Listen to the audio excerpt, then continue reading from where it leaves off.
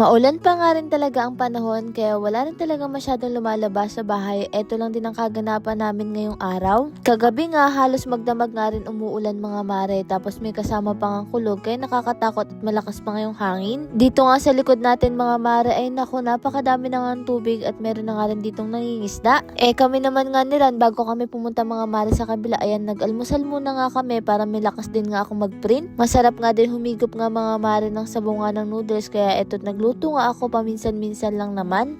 Ito nga ang agenda natin ngayon mga mare, ang mag-asikaso nga ng mga order nyo. Marami pa rin salamat sa palaging umu-order sa atin. Kahit pa paano hindi talaga tayo mga mare nasisiro. Lalo na ngayon talagang tag-ulan mga mare, pero dagsa pa rin nga yung order natin. Kaya maraming salamat sa inyo. O siya, sa lahat po ng bibili nga ng sabon nga natin na 2 pataas, may pa-previous pa rin tayo mga mare. Paalala, 2 pataas ang order ng sabon para may previous tayo ng 250 grams. At syempre maraming salamat sa lahat na nag-iiwan nga ng mga feedback nila. Napakalaking tulong nga nito para mas makilala ang Marie Glow sa mga hindi pa gumagamit. Nakakatuwang isipin nga din mga mare, malayo pa pero malayo na rin talaga ang naging journey ng Marie Glow nga natin. Syempre mga mare, wala rin naman nga ang Marie Glow kundi dahil sa mga Marie Glow user na talaga naman tumatangkilik at patuloy na bumibili nga sa atin. Nakakatuwang isipin din kasi mga mare, ang sabon natin hindi nakapokus sa pagpapaputi kundi mga mare sa may pimples, melasma, pekas, mga patche-patche, may mga oily skin, whiteheads, blackheads. Mas tipid nga dito mga mare kasi mas mahal ang rejuve nga ngayon sa market at minsan nakakasira pa nga ng ating balat. Dito kasi sa sabon natin mga mare, sobrang gentle nga lang nito. At eto nga't pinagtulungan na nga namin ni Randall, kami ang naka-duty nga ngayon. Basta wala akong pasok mga mare, ako talaga ang nag-aasikaso nga dito sa kasiran. Habang nandito nga kami, napakalakas nga mga mare ng ulan at eto na yung sitwasyon nga natin dito sa labas, napakarami na nga rin tubig. Hindi pa nga ako nakapunta sa kubo mga mare, pero tanaw ko na nga na may tubig nga dito banda sa kubo. Tapos ayan, lumakas na naman nga ang ulan mga mare, pero si Ran nga eto't inasikaso niya nga mga mare yung pagkakapitin nga natin ng cabinet. Bali kasi mga mare, yung cabinet nga natin dito sa bahay natanggal kasi yung takip, naisipan nga namin mag DIY na nga lang. Kaya sabi ko bumili na nga rin siya ng ulam mga mare kasi anong oras na kami natapos kanina. Kaya inantay ko na nga lang din siya mga mare bago nga kami kumain. Si mama daw tapos na nga daw mga mare kumain, kaya kami na nga lang niran ang kumain nga dito. Pagkatapos nun pumunta na nga rin kami sa kabila para i-print pa nga yung mga humabol na umorder nga mga mare. At hanggang nga pinalabas nga kami ni Ran, paano ba naman hindi siya matapos-tapos mga mare sa paggawa nga ng cabinet. Kaya eto't binabantayan ko dahil ayaw niya mga mare ibigay itong pang screw na to, pero hindi naman nga tumatulis kasi gusto niyang tumutulong sa papa niya. Kanina nga dyan ay talagang nakaakyat na nga yan mga mare at kung ano-anong sinasabi. Eto't naabutan na nga rin kami ng malakas na ulan. Kung patitilain pa nga namin to baka abutin na rin kami dito ng gabi, pero si Gail tuwang-tuwa pa rin dito mga mare kahit maulan. Lord, maraming salamat sa lahat ng blessing at syempre sa inyong mga mare. Paano pa yun bukas na lang ulit?